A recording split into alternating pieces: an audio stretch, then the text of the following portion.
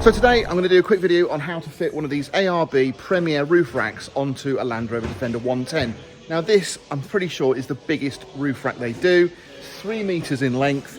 It comes with 2 fitting kits, and I just thought I'd run through a few details because, yeah, they have pretty good instructions, but there's a few little niggles, and it'd just be quite nice to see exactly how it's done hands-on. Right, so I've just assembled this one up as it would go into its position. So you've got this spreader support plate at the top, you've got the bolts with a spring washer and a flat washer, and underneath they go into that captive plate. So make sure you've got your support bracket here at the top, and then we're going to be mounting it just in there. Slide our support plate in there at an angle, and then on ours, now you have got a lot of room, so if you've got a narrower vehicle, obviously it would slide forwards, or a wider vehicle, you'd slide backwards, but we're going to go on this second hole here. That seems to be the right position for us.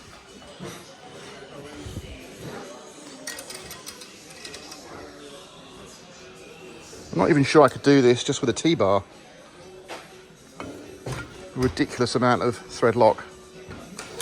Now, what I must mention is, it's a little bit tricky to show you, but just imagine how hard it is to get an Allen key on that bolt there.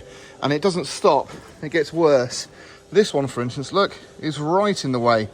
So what I actually did was did the awkward one first, tilting it at a slight angle backwards so I could get it on, and then just sort of did it up. Now these aren't fully tightened and they're on a sliding slotted system, and I've made sure that the width is about right for what we want. So we're about 148 centimeters on a Land Rover Defender gutter rail, and we can go in and out a little bit, so these should be perfect. I know it's nice that they give you an Allen key in the kit, so if you haven't got one, you now have got one, and this is probably okay for a spare, but I don't know why I started using it, because I've got far better ones in my toolbox, and I've started using this one now, and it is so much better.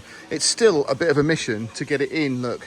So this one here, for instance, has to go in at an angle, otherwise it's going to damage the frame, and I don't have a lot of room to turn it. And in addition to that, God, they put so much thread lock, just way too much thread lock on there, and it's really hard to assemble. But we've only got 3 more to go, so fingers crossed. Right, once you've got all your feet in place, you want to put your sort of gutter mount in there, and it just says use these hex bolts with a washer, no spring washer, and there's no thread lock. Whereas on the other ones we had thread lock and a spring washer. But anyway, now it tells us to mount these brackets on the highest position. What that doesn't mean is fit them as high up on there as possible. It means as low down as possible, so you've got the highest amount of space between the rails and the actual rack. Now, I think that's just to accommodate every kind of vehicle, so we can do a little bit of a measurement, and I think that's probably going to clear, but we'll do what they say, leave them down as low as possible, and then you can always make some adjustments when it's on the vehicle. It did take a lot of us to get it on, and it is high, so make sure you've got 4 tool people. It was really important to get these at their highest point and actually tighten them up a bit more, because when we put the weight of the rack actually sagged the bottom down, and so this bracket was sitting on the top of the roof.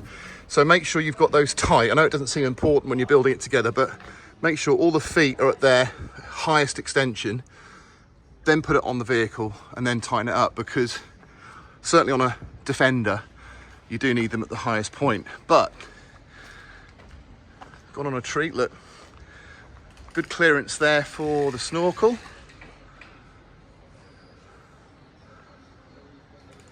So yeah,